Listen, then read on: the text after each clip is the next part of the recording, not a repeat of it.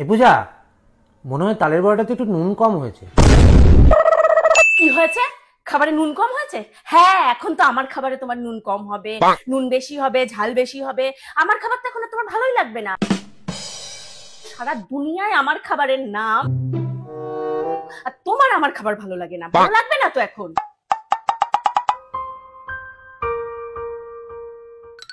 ও, আমি তো বলতে ভুলে গেছিলাম, তোমার তো এখন আমার খাবার ভালো লাগবে না। তোমার তো এখন পাশের বাড়ির বৌদির খাবার ভালো লাগবে।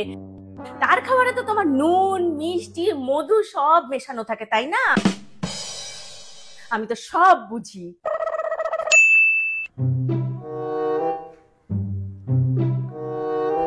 খাবারে যে নুন কম হয়েছে সেটা একটু ভালোভাবে বলা যেত না?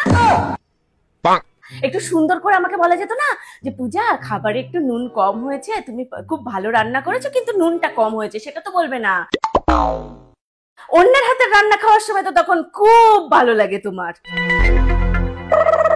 ভুল করেছি। হ্যাঁ হ্যাঁ হ্যাঁ, আমি বুঝি বুঝি বুঝি। 10 বছর হয়েছে তো বিয়ে হয়ে গেছে। 10 বছর হয়ে গেছে না? এখন তো আমি আমি পুরো ঘরকা মুরগির ডাল বরাবর হয়ে গেছি।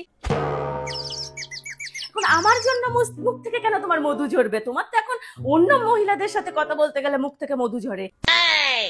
তখন তোমার মুখে মধুর কোনো অভাব হয় না। শুধু বাড়িতে এসে আমার সাথে কথা বলতে গেলেই তখন তোমার মুখ থেকে আর কোনো ভালো মিষ্টি কথা বেরোয় না। তখন এটা কম, ওটা কম, এটা বেশি, ওটা বেশি, কোনো কিছুই তোমার আর এখন আমার পছন্দ হয় না।